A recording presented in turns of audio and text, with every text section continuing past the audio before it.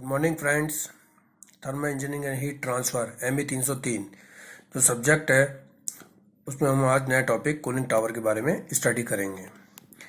तो जैसे कि हमने इससे पहले एलिमेंट ऑफ कंडेंसिंग प्लांट के बारे में स्टडी किया था और हमने पाया था कि कूलिंग टावर क्या है, उसका एक मेन एलिमेंट है। तो जैसा कि हमने वहाँ पर स्टडी किया था कि कंडेंसर के अंदर कोल्ड वाटर आता है और वह स्टीम से हीट लेकर के जब बाहर जाता है तो उसका टेम्परेचर बढ़ जाता है। तो जो कूल वाटर आता है वो कहाँ से आता है? कंडेंसर में कूलिंग टावर से आता है। और कूलिंग टावर से आने के बाद में कंडेंसर के अंदर डिफरेंट पाइप में से पास होता है और स्टीम से वो क्या लेता है, हीट ले लेता है और फिर जब बाहर निकलता है कंडेंसर से तो उसका टेम्परेचर बढ़ जाता है और उसको वापस क्या कर दिया जाता है, कूलिंग टावर के अंदर भेज दिया जाता है, जहाँ से कि डिफरेंट प्रोसेस के थ्रू कूल वाटर प्राप्त किया जाता है और ये साइकिल क्या होता है, रिपीट होता रहता है। तो कूलिंग टावर को हम डिफाइन कर सकते हैं कि cooling tower cools the warm water discharge from the condenser and feed the cooled water back to the condenser. Clear है?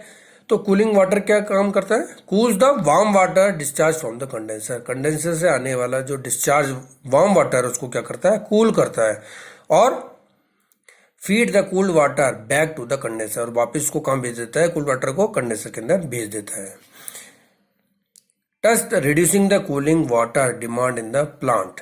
तो अब जब ये काम क्या करता है, जो कंडेंसर के अंदर हमको कूलिंग वाटर की जरूरत है और ये काम क्या कर रहा है, कूलिंग टावर कर रहा है, तो हमको अलग से कोई कूलिंग वाटर प्लांट्स अलग से लगाने की जरूरत नहीं है। कूलिंग वाटर जो डिमांड हमको है कंडेंसर के अंदर, उसका अलग से प्लांट लगाने की हमको क्या जरूरत नहीं है। कूलिंग टावर के थ्रू हमको क्या हो जाता है, कूल्ड वाटर प्राप्त हो जाता है। तो ये जो कूलिंग टावर्स होते हैं ये दो टाइप के होते हैं, एक तो वेट टाइप के कूलिंग टावर्स और दूसरा ड्राई टाइप के कूलिंग टावर्स, जिसको कि हम आगे स्टडी करेंगे कि वेट टाइप्स के कौन कौन से होते हैं, ड्राई टाइप के कौन कौन से होते हैं। Cooling tower, a cooling tower is specified by, किसी भी कूलिंग टावर को अगर स्पेसिफाई करना है तो हमारे पास काफी सारे पैरामीटर्स हैं, जिसमें फर्स्ट है अप्रोच, बी है रेंज, सी है कूलिंग एफिशिएंसी। तो ये जो अप्रोच, रेंज और कूलिंग एफिशिएंसी है, ये क्या कहलाते हैं, किसी भी कूलिंग टावर के लिए क्या कहलाते हैं, परफॉर्मेंस पैरामीटर। परफॉर्मेंस पैरामीटर और कूलिंग टावर कहलाते हैं, जिससे कि हम कूलिंग टावर को क्या कर सकते हैं, स्पेसिफाई कर सकते हैं। अप्रोच, रेंज और कूलिंग एफिशिएंसी। अब इसको वन बाय वन अंडरस्टैंड करते हैं। First one is the approach. Approach क्या है? It is the difference between the exit temperature of cooling water and wet bulb temperature of ambient air. क्या बताया हमने? It is a difference between the exit temperature of cooling water and the wet bulb temperature of ambient air. इसको show करते हैं अपन ए से। ए बराबर हो गया TC2 माइनस TWB। तो TC2 क्या है? जो कूलिंग वाटर से जो एग्जिट टेम्परेचर निकल रहा है, कूल वाटर निकल रहा है, उसका टेम्परेचर है। और TWB क्या है? वेडेबल टेम्परेचर ऑफ एम्बियंट एयर। तो कितना मैक्सिमम पॉसिबल तक उसको ठंडा किया जा सकता है, दैट इज द अप्रोच। और approach varies from 6 to 8 degree centigrade. Next is the range. Range को अपन आर से बता रहे हैं। It is a difference in the temperature of incoming warm water and exit cooled water. तो कितना water आ रहा है कूलिंग टावर के अंदर जिसका टेम्परेचर TC1 है, कितना ठंडा होकर के बाहर निकल रहा है उसका टेम्परेचर TC2 है। तो ये जो रेंज है, जो डिफरेंस है दोनों का, वो क्या कहलाएगी, रेंज कहलाएगी। तो R बराबर क्या है, TC1 माइनस TC2। और इसकी जो रेंज होती है वेरीज करती है 6 से लेकर के 10 डिग्री सेंटीग्रेड। इसी तरह से अगर हम डिफाइन करें कूलिंग एफिशिएंसी को, कूलिंग एफिशिएंसी बराबर क्या है, ratio of the actual cooling of water to the maximum cooling possible. तो ये रेशियो है एक्चुअल कूलिंग वाटर कितना हो सकता है, TC1 minus TC2, inlet temperature minus outlet temperature, इतना एक्चुअल के अंदर कूलिंग हुई है, divided maximum possible cooling possible. कितनी कूलिंग हो सकती है, मैक्सिमम कूलिंग कितनी हो सकती है, TC1 माइनस TWB। तो वेडेबल टेम्परेचर के बाद में, वेडेबल टेम्परेचर तक मैक्सिमम टेम्परेचर उसका क्या हो सकता है, कूल हो सकता है। तो TC1 minus TWB is the maximum possible cooling temperature या डिफरेंस। तो कूलिंग एफिशिएंसी क्या हो गई, actual cooling of water that is the TC1 minus TC2 divided by maximum cooling possible that is the TC1 minus TWB। तो bed वाल temperature क्या होता है, जब एयर कूलिंग टावर के अंदर आती है, बेड वाल टेम्परेचर में क्या होता है, कूलिंग टावर के अंदर जब वाटर आता है तो हॉट वाटर आ रहा है और ठंडा होकर के फिर वो क्या हो रहा है, एग्जिट में निकल रहा है। तो जो हॉट वाटर आ रहा है उसका टेम्परेचर TC1 है और जो कूल्ड होकर के वाटर जा रहा है वो कितना TC2 है। तो दोनों का जो डिफरेंस हो गया वो तो रेंज हो गई, क्लियर। और TC2 माइनस TWB, जो वाटर है वो कितना मैक्सिमम तक कूल हो सकता है, कूलिंग टावर से जो वाटर निकल रहा है मैक्सिमम कितने तक टेम्परेचर तक ठंडा हो सकता है, TWB तक, मीन्स बेड वाल टेम्परेचर तक वो क्या हो सकता है, वाटर ठंडा हो सकता है, मैक्सिमम रेंज है। तो TC2 माइनस TWB ये तो क्या हो गई, इसकी अप्रोच हो गई और इतना पॉसिबल तक ठंडा हो सकता है अगर, तो इसका मतलब हो गया कि मैक्सिमम पॉसिबल कितना, इनलेट में TC1 और आउटलेट मैक्सिमम कितना हो सकता है TWB। तो ये मैक्सिमम पॉसिबल क्या हो गई, उसकी कूलिंग हो गई। तो TC1 माइनस TC2 तो एक्चुअल हो गई और TC1 माइनस TWB क्या हो गई, मैक्सिमम पॉसिबल कूलिंग हो गई। तो इसका जो रेशियो वो क्या कहलाएगी, कूलिंग एफिशिएंसी कहलाएगी। तो अप्रोच, रेंज और कूलिंग एफिशिएंसी ये तीनों पैरामीटर क्या है, परफॉर्मेंस पैरामीटर है किसी भी कूलिंग टावर के। तो किसी कूलिंग टावर अगर अपन बात करते हैं कि कूलिंग टावर की परफॉर्मेंस कैसी है, वो अच्छा है कैसा है, दो कूलिंग टावर को अपन कंपेयर कर सकते हैं। तो अप्रोच, रेंज और कूलिंग एफिशिएंसी हम क्या कर सकते हैं, उनको, उनके परफॉर्मेंस को हम क्या कर सकते हैं, चेक कर सकते हैं। इसके बाद में हम टाइप्स ऑफ कूलिंग टावर को स्टडी करते हैं। नेक्स्ट, जैसा कि हमने बताया कि हमारे जो कूलिंग टावर्स होते हैं दो तरह के होते हैं, वेट टाइप और ड्राई टाइप। उसमें सबसे पहले है वेट कूलिंग टावर। जो वेट कूलिंग टावर जो होते हैं वो दो टाइप के होते हैं मेनली, एक तो मैकेनिकल ड्राफ्ट कूलिंग टावर और natural draft wet cooling tower. ठीक है, मैकेनिकल ड्राफ्ट और नेचुरल ड्राफ्ट। इसमें जो मैकेनिकल ड्राफ्ट जो कूलिंग टावर होते हैं वो दो तरह के होते हैं, एक तो force draft and other one is the induced draft. अब हम इसको क्या करते हैं, स्टडी करते हैं कि what is the force draft, what is the induced draft, mechanical draft. Okay, तो देखिए हमने यहाँ पर फोर्स्ड ड्राफ्ट कूलिंग टावर का डायग्राम बनाया है और अनदर हमने शो किया इंड्यूस्ड ड्राफ्ट कूलिंग टावर को। तो हम सबसे पहले फोर्स ड्राफ्ट कूलिंग टावर को क्या कर लेते हैं, स्टडी कर लेते हैं। तो ये फोर्स ड्राफ्ट कूलिंग टावर को हमने क्या किया, बनाया। इसके सबसे नीचे इसके अंदर क्या होता है, बेसिन होता है जिसमें कि कोल्ड वाटर क्या होता है, कलेक्टेड होता है। अभी जब हम इसको पूरा समझ लेंगे डायग्राम को तो हमको काफ़ी सारी चीज़ें इजीली क्लियर हो जाएगी। तो सबसे नीचे क्या बेसिन है जिसमें कोल्ड वाटर क्या होता है, कलेक्टेड होता है। और इसके ऊपर यहाँ पर क्या होता है, जो फोर्स ड्राफ्ट कूलिंग टावर होता है इसमें क्या होता है, साइड में यहाँ पर फैन लगे होते हैं जिससे कि एयर क्या होगी, इनलेट के थ्रू यहाँ से फैन के थ्रू क्या हो जाएगी, एयर अंदर की तरफ सक होगी। इसके ऊपर क्या लगा रहता है, फिल्स लगी रहती है और उसको अपन पैकिंग भी बोलते हैं। और इसी को अगर हम समझेंगे कि ये हीट एक्सचेंजर एक तरह से सरफेस भी है, तो क्या लगी रहती है, फील्ड्स लगी रहती है, पैकिंग लगी, और पैकिंग भी बोल सकते हैं इसको, अपन हीट एक्सचेंज सरफेस भी बोल सकते हैं। इसके ऊपर क्या लगा रहता है, हॉट वाटर इनलेट, यहाँ से हॉट वाटर इनलेट आता है। ये हॉट वाटर इनलेट का हेडर है जिसके अंदर डिफरेंट क्या होती है, नोजल्स लगी रहती है, डिफरेंस क्या लगी रहती है, नोजल्स लगी रहती है। और इसके ऊपर क्या लगा रहता है, ड्रिफ्ट एलिमिनेटर लगा रहता है और यहाँ से एयर क्या हो रही है, बाहर जा रही है। तो कंप्लीट क्या है, ये फोर्स ड्राफ्ट कूलिंग टावर का स्ट्रक्चर है जिसके अंदर डिफरेंट उसके पार्ट्स हो गए कि यहाँ नीचे बेसिन हो गया, फिर यहाँ पर क्या हो गया, फैन हो गया साइड के अंदर, फिर फिल और पैकिंग और हीट एक्सचेंज सरफेस हो गई। इसके बाद में क्या हो गया, हेडर हो गया जिसमें कि हॉट वाटर इनलेट आ रहा है जिसमें नोजल्स लगी हुई है। इसके ऊपर क्या हो गया, ड्रिफ्ट एलिमिनेटर हो गया और यहाँ से एयर बाहर निकल रही है। तो ये तो इसके डिफरेंट पार्ट्स हैं। अब हम इसको क्या करते हैं, स्टडी करते हैं कि क्या होता है इसके अंदर एक्चुअल के अंदर। तो यहाँ जो साइड के अंदर जो फैंस लगे होते हैं जिसको हम FD फैन भी बोलते हैं, फोर्स ड्राफ्ट फैन भी बोलते हैं। तो ये जो क्या करते हैं, फैंस क्या करते हैं, एयर को क्या करते हैं, सक करते हैं। एयर को सक करेंगे, एयर को सक करके क्या करेंगे, एयर को सक करेंगे तो एयर क्या होगी, जिससे कि ऊपर की तरफ उठेगी। दूसरा यहाँ पर क्या होता है, हेडर लगा होता है जिसमें कि हॉट वाटर इनलेट आता है। कहाँ से आता है, कंडेंसर से आता है। तो कंडेंसर से आने वाला हॉट वाटर जो है वह इस हेडर के अंदर आता है और इसमें क्या डिफरेंट नोजल्स लगी होती है। तो नोजल्स के थ्रू वाटर क्या होता है, स्प्रे फॉर्म में नीचे की तरफ आता है। तो वाटर तो क्या हो रहा है, नीचे की तरफ आ रहा है और एयर क्या हो रही है, ऊपर की तरफ लिफ्ट कर रही है। तो ये क्या बीच के अंदर इनमें क्या मिलती है, फिल्स मिलती है जिसको कि अपन पैकिंग भी बोलते हैं। ये एक तरह से क्या होती है, हीट एक्सचेंज सरफेस होती है। इसके अंदर क्या होता है, जो एयर और जो एयर जो नीचे से ऊपर जा रही है, बॉटम टू टॉप जा रही है, और जो वाटर स्प्रे होकर के जो नोजल से आ रहा है टॉप टू बॉटम, ये आपस में क्या होता है, अच्छी तरह से मिक्सिंग हो जाती है। इनकी प्रॉपर क्या होती है, मिक्सिंग होती है, इंटीमेट मिक्सिंग बोल सकते हैं इसको हम। तो एयर और वाटर की इंटीमेट मिक्सिंग किसके अंदर हो जाती है, इस फिल्स और पैकिंग के अंदर हो जाती है। तो इसके अंदर क्या हो जाता है, हीट एक्सचेंज प्रॉपर होती है, इसलिए हीट एक्सचेंज सरफेस है।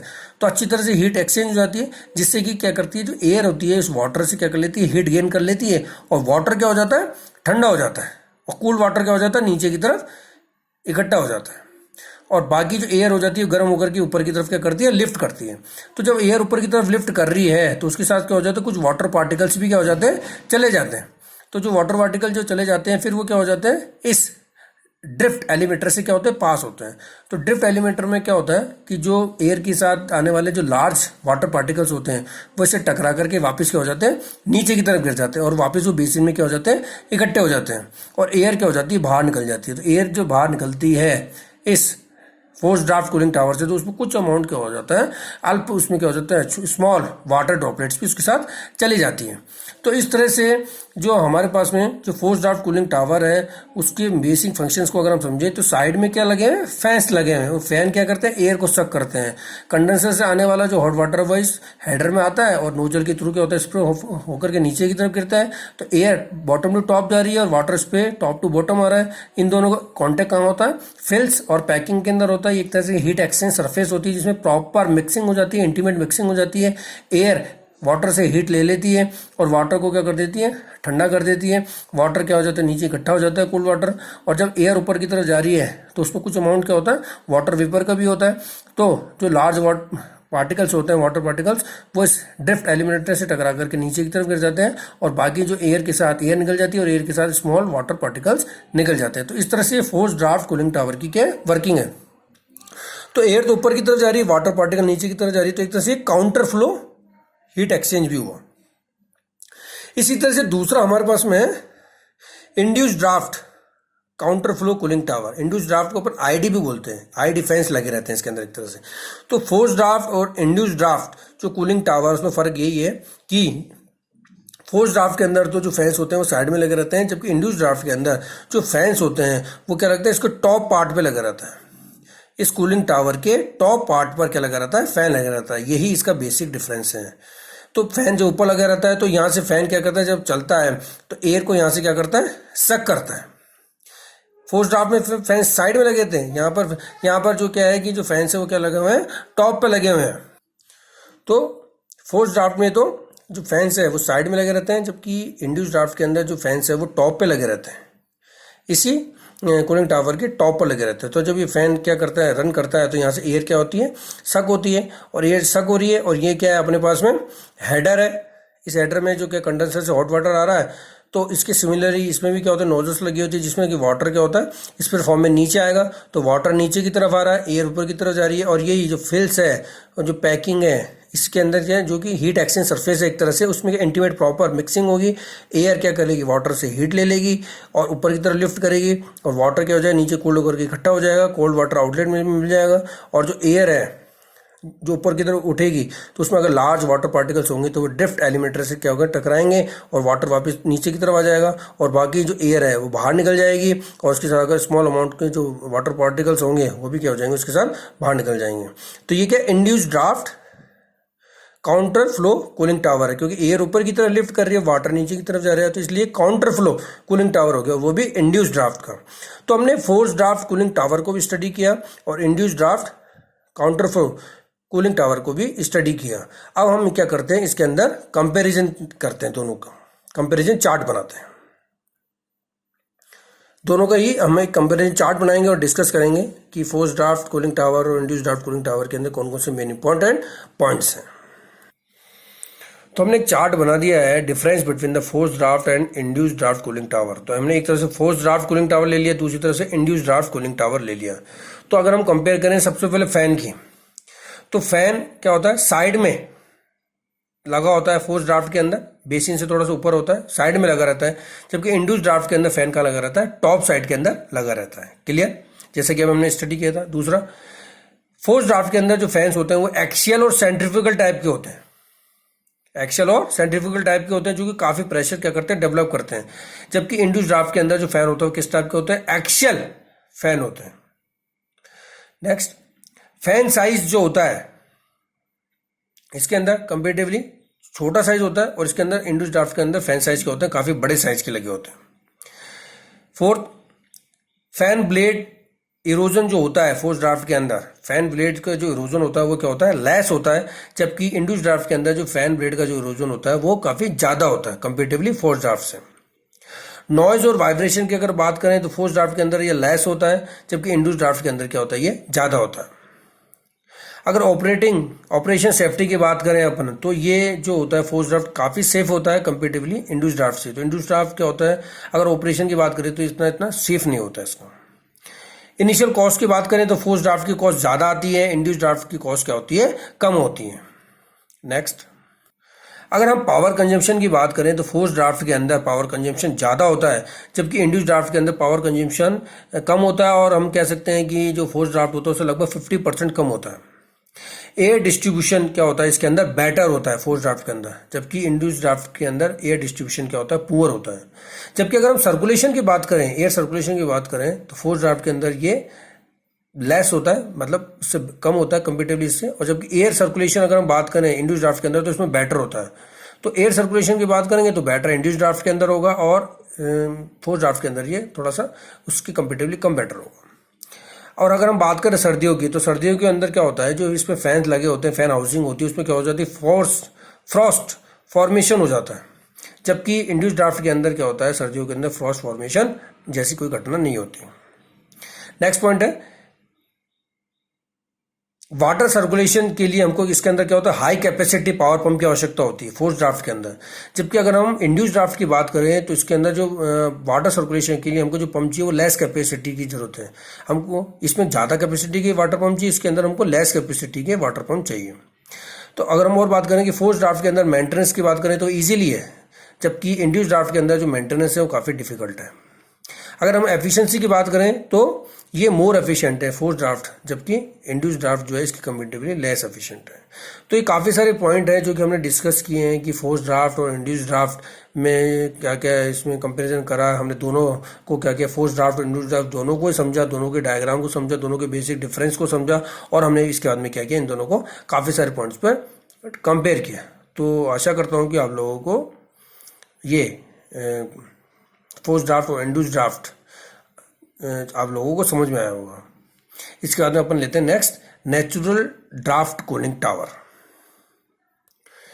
नेचुरल ड्राफ्ट कूलिंग टावर को समझने से पहले हम इसके मेन एडवांटेज की भी बारे में बात कर सकते हैं। जो तो हमने मैकेनिकल कूलिंग टावर पढ़े, इसके हम एडवांटेज के बारे में बात कर सकते हैं कि main advantage of mechanical draft cooling tower कौन कौन से है। पहला, लो कैपिटल एंड कंस्ट्रक्शन कॉस्ट, इनकी जो कैपिटल कॉस्ट और कंस्ट्रक्शन कॉस्ट क्या होती है, कम होती है। Second, assured supply of the required quantity of air at all loads and climate condition।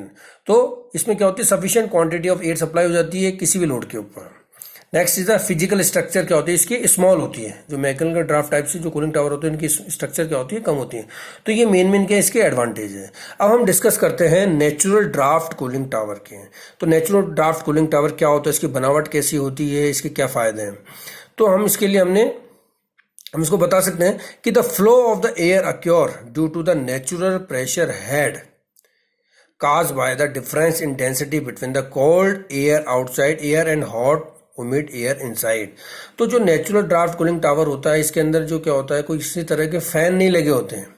इसमें जो एयर का सर्कुलेशन होता है वो नेचुरल होता है due to the pressure head की वजह से। तो हमने लिख रखा है flow of the air occur due to the natural pressure head. तो नेचुरल प्रेशर हेड की वजह से क्या हो जाता है, फ्लो ऑफ द एयर होता है। Cause by the difference in density between the cold outside air, तो बाहर की जो आउटसाइड एयर है, और and hot humid air inside, तो अंदर की जो ह्यूमिड एयर है इनसाइड, बाहर की एक तो हमारे पास में कोल्ड आउटसाइड एयर है और अंदर कैसी है, हॉट ह्यूमिड एयर है। तो इन दोनों के प्रेशर डिफरेंस की वजह से क्या होती है, एयर का इसके अंदर फ्लो होता है। तो प्रेशर डिफरेंस हेड को हम, प्रेशर जो हेड होता है उसको हम बता सकते हैं, प्रेशर हेड बराबर कितना होता है, डेल पी डी बराबर रो ओ माइनस रो आई जी एच। तो रो माइनस रो आई ये तो क्या डेंसिटी डिफरेंस है, outlet air density, inside air density. तो ये डेंसिटी डिफरेंस तो क्या होता है, बहुत कम होता है, बाहर की एयर और अंदर की एयर में डिफरेंस बहुत कम है। तो ये डिफरेंस तो क्या हो गया, एक तरह से बहुत कम हो गया। G is the gravity and H the height. तो प्रेशर हेड ज़्यादा होने के लिए एच क्या होना पड़ेगा, ज़्यादा होना पड़ेगा। तो H is the height of the cooling tower. तो कूलिंग टावर की हाइट जितनी ज़्यादा होगी उतना ही ज़्यादा क्या होगा, नेचुरल प्रेशर हेड क्या होगा, डेवलप होगा और एयर का क्या होगा, सर्कुलेशन होगा। इसको और हम स्पेसिफाई कर सकते हैं। तो इसका मतलब हो गया कि जो प्रेशर डिफरेंस के लिए जो डेंसिटी डिफरेंस है रो माइनस रो आई, वो क्या होगा, अगर वो तो क्या कम है तो एच शुड बी लार्ज। तो डिजायर्ड डेल्टा पी डी के लिए हमको क्या करना पड़ेगा, हाइट क्या रखनी पड़ेगी, ज़्यादा रखनी पड़ेगी। तो जो नेचुरल ड्राफ्ट कूलिंग टावर के होते हैं काफ़ी सारे, काफ़ी इनकी हाइट क्या काफ़ी ज़्यादा होती है, टॉल होते हैं ये काफ़ी सारे। तो pressure difference, proper pressure difference के लिए जो नेचुरल कूलिंग टावर से नेचुरल ड्राफ्ट कूलिंग टावर, उनकी हाइट क्या होती है, काफ़ी ज़्यादा होती है। तो देखिए हमने एक क्या बनाया है, ये नेचुरल ड्राफ्ट कूलिंग टावर बनाया है, जिसकी शेप अगर आप देखेंगे तो किस टाइप की शेप है, ये एक हाइपरबोलिक टाइप की शेप है। ये हाइपरबोलिक टाइप की शेप है, अभी हाइपरबोलिक टाइप की शेप है। तो हाइपरबोलिक जो शेप होती है, ये जनरली जो नेचुरल ड्राफ्ट कूलिंग टावर होता है उनकी शेप कैसे होती है, हाइपरबोलिक टाइप होती है, इसलिए इनको हाइपरबोलिक टाइप कूलिंग टावर्स भी बोलते हैं। तो ये हाइपरबोलिक टाइप की इनकी क्या शेप है। तो हाइपरबोलिक जो प्रोफाइल होती है, इससे क्या होती है, ये जो कूलिंग टावर्स होते हैं इनकी क्या होती है, स्ट्रेंथ बढ़ती है। एक तो इनकी स्ट्रेंथ बढ़ती है, दूसरा greater resistance to outside wind loading compare to other forms. तो इससे क्या होती है, इनकी स्ट्रेंथ बढ़ती है कि बाहर से अगर कोई एयर इसके अंदर स्टे कर रही है इतने हाइट पर, तो ये क्या करते हैं, उसके प्रेशर को क्या कर लेते हैं, रजिस्ट कर लेते हैं। तो हाइपरबोलिक, जैसे कि हमने बात की कि जो नेचुरल ड्राफ्ट कूलिंग टावर होते हैं उसकी हाइट ज़्यादा होती है। जब हाइट अगर ज़्यादा होगी तो बाहर की एयर इसके ऊपर प्रेशर लगाएंगे तो क्या करेंगे, लोड लगेगा। तो उस लोड को रजिस्ट करने के लिए इनकी शेप किस टाइप की होनी चाहिए, हाइपरबोलिक टाइप से होनी चाहिए। तो हाइपरबोलिक टाइप शेप होने से इनकी स्ट्रेंथ क्या हो जाती है, बढ़ जाती है, स्ट्रेंथ बढ़ जाती है। और जो भी रेजिस्टेंस आता है उसको ये कर लेते हैं, इजीली रजिस्ट कर लेते हैं। जो आउटसाइड की जो विंड एयर है जिसकी वजह से जो भी प्रेशर लगेगा इसको इजीली क्या कर लेते हैं, रजिस्ट कर लेते हैं। तो इस वजह से जो नेचुरल ड्राफ्ट कूलिंग टावर उनकी जो हाई शेप है वो हाइपरबोलिक टाइप से रखी जाती है। ठीक है, तो इस वजह से इनको हाइपरबोलिक टाइप कूलिंग टावर्स भी कहा जाता है। तो ये हाइपरबोलिक शेप बनाई गई है। इसमें देखिए एयर जो है वो प्रेशर डिफरेंस की वजह से ही क्या हो रही है, फ्लो हो रही है। एच क्या है, ज़्यादा है, एच क्या है, ज़्यादा है। और एच ज़्यादा होने की वजह से जो डेल्टा पी डी है वो इतना सफिशियंट हुआ है कि एयर प्रेशर डिफरेंस क्रिएट हो गया, प्रेशर हेड क्रिएट हो गया और एयर क्या हो गया, नेचुरली फ्लो हो रही है। और ये क्या हेडर बना हुआ है जहाँ से कंडेंसर से आने वाला हॉट वाटर इनलेट यहाँ पर आया है और इसमें डिफरेंट नोजल्स लगी हुई है जिसमें कि वाटर क्या हो रहा है, स्प्रे हो रहा है। तो एयर ऊपर की तरफ जा रही है और वाटर क्या हो रहा है, नीचे की तरफ आ रहा है स्प्रे फॉर्म के अंदर। और यहाँ पे फिल्स जो पैकिंग है इसमें दोनों की इंटीमेट प्रॉपर मिक्सिंग होती है। हीट एक्सचेंज सरफेस एरिया एक तरह से है, तो इसमें प्रॉपर मिक्सिंग होगी एयर की और वाटर की स्प्रे की। तो एयर क्या कर लेगी, वाटर से हीट ले लेगी और वाटर क्या हो जाएगा, ठंडा हो जाएगा, नीचे इकट्ठा हो जाएगा और यहाँ से आउटलेट में उसको ले लिया जाएगा और वापस कंडेंसर को भेज दिया जाएगा। और एयर जो है वो ऊपर की तरफ उठेगी, इसमें कुछ मॉइस्चर पार्टिकल्स भी होंगे जो कि ड्रिफ्ट से टकरा करके क्या हो जाएंगे, जो बड़े पार्टिकल्स होंगे ड्रिफ्ट से टकरा करके नीचे गिर जाएंगे और वो कूल वाटर में मिल जाएंगे। और जो एयर क्या हो जाएगी, बाहर निकल जाएगी। इसके अंदर अगर छोटे छोटे जो स्मॉल पार्टिकल्स होंगे वो क्या हो जाएंगे, बाहर चले जाएंगे। तो वर्किंग तो वही है कूलिंग टावर्स की, बस नेचुरल ड्राफ्ट कूलिंग टावर में और मैकेनिकल ड्राफ्ट कूलिंग टावर फर्क यही है कि इसमें जो एयर का जो फ्लो है वो नेचुरली हो रहा है due to the pressure difference head. और प्रेशर डिफरेंस हेड रखने के लिए इसकी हाइट क्या रखी जाती है, ज़्यादा रखी जाती है और जिसकी वजह से इसकी शेप क्या होती है, हाइपरबोलिक रखी जाती है। और बाकी फिनोमेना, बाकी जो फंक्शंस है, वर्किंग है, वो सिमिलर है।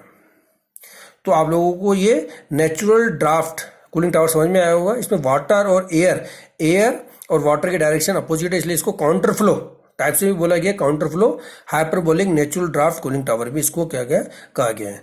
तो आप लोगों को ये समझ में आया होगा। तो कूलिंग टावर चैप्टर्स के अंदर हमने कूलिंग टावर को समझा,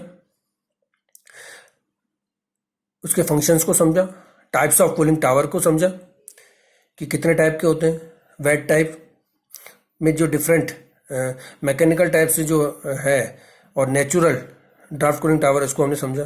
तो आप लोगों को ये कूलिंग टावर जो टॉपिक है उसके जो डिफरेंट कंसेप्ट्स हैं वो आप लोगों को क्लियर होंगे। Thank you.